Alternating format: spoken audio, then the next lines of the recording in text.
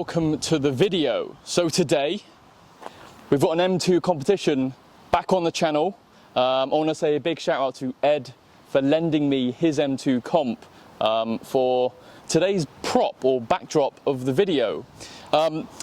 This is a highly requested video. When I bought my GT4, I got a lot of messages at the beginning from M2 owners who were looking also to move into a GT4, and they wanted to know kind of what were my initial impressions, what's the difference between a GT4 and an M2 driving wise, the looks, how I've found it, etc. And in the last 4 months that I've been owning this car, I finally got round to making a video to kind of share that with you guys. So we're going to go through driving, the daily use, and we can talk about the looks as well, and we'll start off with that. So first of all, I've also got a wireless mic today, so changing it up on the channel. This wasn't cheap, by the way, 250 quid, reinvesting into the channel. So starting off with the M2 competition, looking at it, you know, I haven't been in an M2, and I haven't driven one, and I haven't really seen one much since I sold mine back in February. So seeing an M2 competition again, I miss it. It's so bulky, the booty is wide, it's hunkered down, it looks aggressive. When I do see one occasionally on the road, driving towards me on the other side of the road or in my mirror, it has a lot of presence on the road. And I don't see many GT4s, so I don't really know kind of what that's like as someone in a GT4, seeing someone driving a GT4. But when I see an M2 owner, it definitely draws my eye on the motorway, etc. They just have a lot of presence, and that kind of reflects into how they drive, and we can touch on that in a bit. But it's like a hammer, is how I would describe it. This is like a knife. It's precise. You can see how that's reflected in the design. The wing makes it very aggressive. But it's definitely a lot lower. You can see that the seating position on Ed's M2 comp is quite high, and a lot of other drivers, when they're driving around on the road, as they turn and look at me, they're looking down at me because the GT4 sits so much lower. So it has that kind of supercar presence, which is good and bad, because me personally, I felt like if you're not a car guy and you don't know much about cars or girls, an M2 can sometimes go kind of unnoticed. It can be seen as just a BMW, so you could kind of park it on the side of the road in dodgy areas, etc.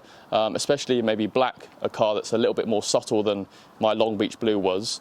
And you could, I felt a little bit more at ease parking it in dodgy areas because it's a BMW, it's got a BMW badge on it. Whereas with a Porsche, and especially being so low with the wing, I personally get a little bit worried parking it in areas because I feel like it draws a little bit too much attention, and especially if you had quite a bright colour. If I were to maybe wrap this Long Beach Blue, I feel like it would draw too much attention. So you can see why people with GT3s go for GT3 Touring, because they want to remove the wing.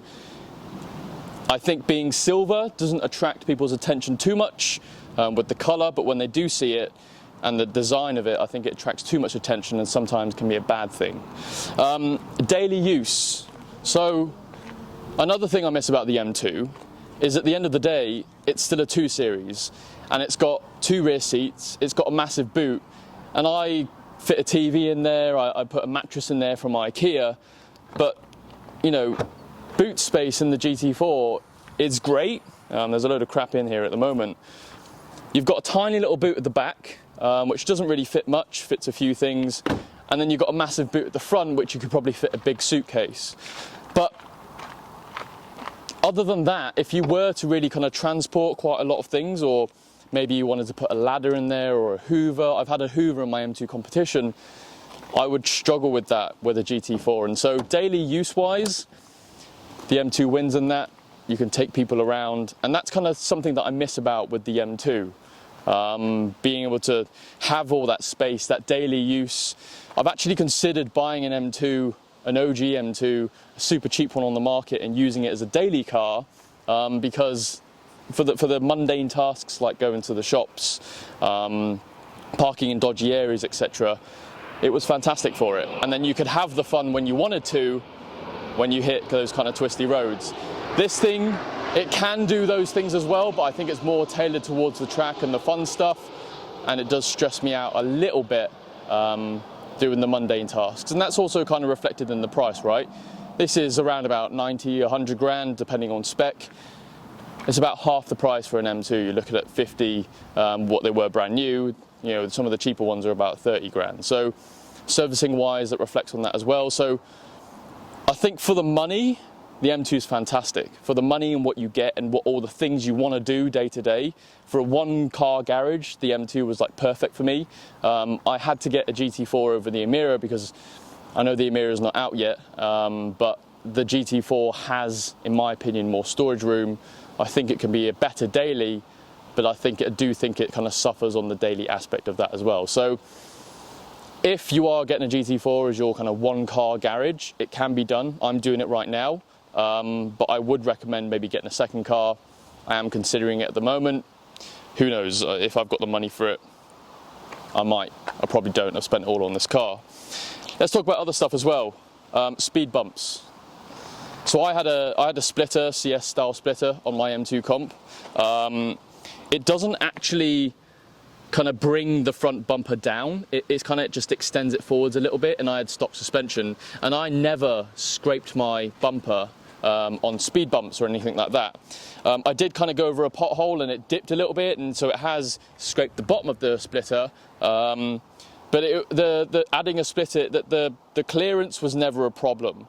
On the GT4, I scraped the splitter probably once a week. Every speed bump, every car park, shopping centre that I go into, I'm very worried about going up the ramp onto different floors of a multi-storey car park, because the bumper sits so much further forward from the front wheel that I do scrape the splitter all the time. And it's made of plastic. It's like 200 quid from Porsche to replace, and they know that. That's probably why they've made it with cheap, crappy plastic. But I'm always scraping the bumper, and so again, daily use, not so fantastic in that sense. MPG, let's talk about that for a second as well. I get around about 21 miles to the gallon. I do have a manual, so you know, with a PDK, you're going to have an extra 7th gear, so that you're going to get better MPG. But 21 miles to the gallon versus, I think I used to get around about 32 miles to the gallon. Ed's looking at me funny. Maybe he gets a little bit less, but I drove around an efficient most of the time it was probably motorway miles. With this, because the MPG is so bad, I tend not to drive it, and I only drive it for fun. Maybe that's kind of reflecting that as well. And then cabin noise. I was obsessed with making my M2 competition louder, because in the cabin it was very quiet. I did code out the fake sound coming through the speakers. In the GT4, I kind of don't really have that problem, because the engine is literally right behind me. It's very loud on the motorway. You kind of get that hum as you're going down the motorway. You can talk to the passenger next to you, but there is a lot of sound, engine noise coming through into the cabin, which adds to the experience. But it is very loud driving around day to day, and getting back into an M2 competition, it suddenly feels very quiet, and so that's why I wanted the M2 to be so loud, because in the cabin you can't hear that much. So that's it, I guess, for a little walk around. They do look fantastic next to each other, and seeing an M2, I honestly miss it. They look so good. Like I said, I'd consider buying an OG M2, maybe an M240i or an M235i to go a little bit cheaper, but you can't really beat an M2 in terms of looks. They're just wider, they've got a diff, they sound good. I learnt to love the S55 engine. I think the sound of it is great. They're both horses for courses. They're both fun, which is the key factor here. They're both fun. One's a better car or driver's car on a track that can attack a corner. Being out in an M2 competition, going round a corner, as a passenger, I could feel the rear end kind of just trying to hold on. I could feel like it was going to slide out. On a GT4, you don't get that. You get that traction, you get that stability, that confidence. Both horses for courses, both different things, but both fun, which is the key thing as well. So we're going to hop in my GT4, and I'm going to talk about the driving aspect, jumping from the M2 to the GT4, and kind of what I've found about that. But I've touched on them a little bit anyway, but we'll dive a little bit deeper anyway.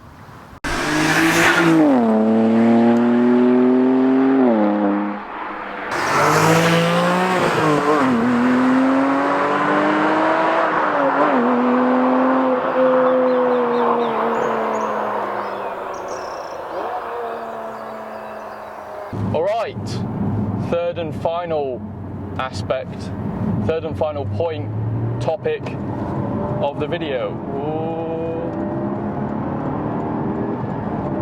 Just pulling out of a junction there. That's where, then we can talk about that first point, not having turbos, the naturally aspirated aspect of this engine. Just then, pulling out of a slip road, it took ages for the rev counter to get up to 4,000 or 5,000 revs, for the torque and the power to really kind of get into the car and pull away. And I had a fast Range Rover approaching me. If I had an M2 competition, the torque and power is instantly there in the lower rev range, and I would have just taken off. I think I pulled out of that slip road in second gear. You could argue I should have dropped it into first, but in that split moment, I'm just putting my foot down to try and get away, and that's where this car kind of suffers. You really have to wring this car out and keep the revs really, really high. I find myself going into first gear a lot to really kind of get that instant power and torque, but at the same time it's also fun as well. It's nice to have that naturally aspirated engine. The lack of turbo and the instant response is very fun as well. So, you know, if I drop from 6th to 3rd, it just goes, like, there's no lag whatsoever. When I put my foot down, it's instant. And so there are pros and cons in that sense there. I didn't want to jump into Ed's car and drive his car, or get him to drive the car and talk about how the M2 drives, because if you're watching this video, you've got an M2, you know how it drives. I don't need to bore you with that. Also, I haven't addressed this in the video, it's Silverstone weekend. So we're repping Team Mercedes. It would be great to have Lewis or George take the win at Silverstone. So that's why we're wearing a Mercedes hat today and driving a Porsche and being around BMWs. Now, as I mentioned, the M2 is like a hammer and the GT4 is like a knife. This car is super precise. It's so nimble. Yes, on paper it has less power, it has less torque, the 0 to 60 might be the same. On paper, it doesn't look that good versus the M2. But something that I've learned from owning this car and driving this car is that numbers on paper aren't really everything that make up a car. This car really is kind of the sum of its parts, if you want to say. It's lighter. It's got GT3 suspension at the front. It handles so well, and on paper, when you're looking at the two between an M2 and a GT4, you wouldn't really be able to tell that. And so what I would recommend is, if you are looking to buy a GT4 or you're thinking about buying one, I'd honestly try and get a test drive sorted. Like mid-engine grip around this corner here, dear me. No traction light, whatever. And the top end pull, oh, it's definitely faster than my M2.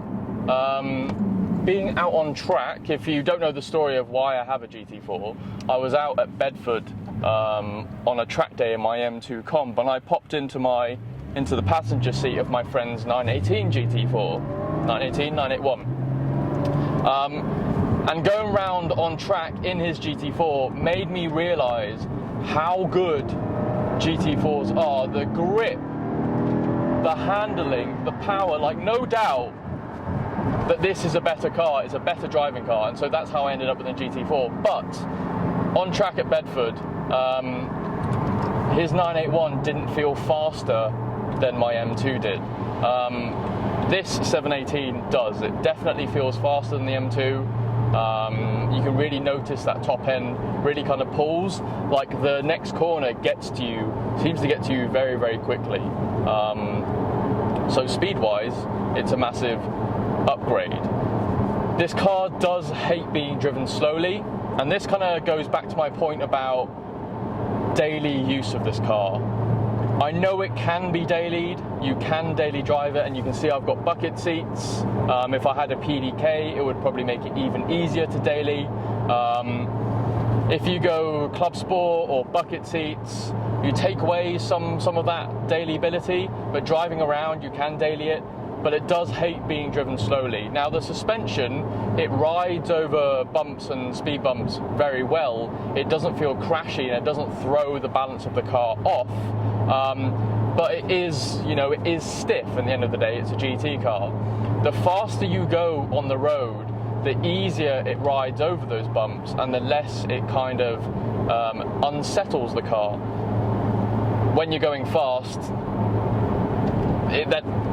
you've got other things to worry about by driving fast, and the suspension handles that really well. So this car hates being driven slowly, and I get stressed when I drive it slowly because I'm typically going over speed bumps, going through tight, narrow gaps. But when I'm attacking a country road, that is where this car just comes alive. And so I really want to take this car on track, because I have honestly not pushed this car anywhere near its limit, and I know that a track is really where I'm going to bring this car alive. So we will get that done at some point, probably next year. I'm still kind of learning the car. I want to take it to more car meets, etc, etc.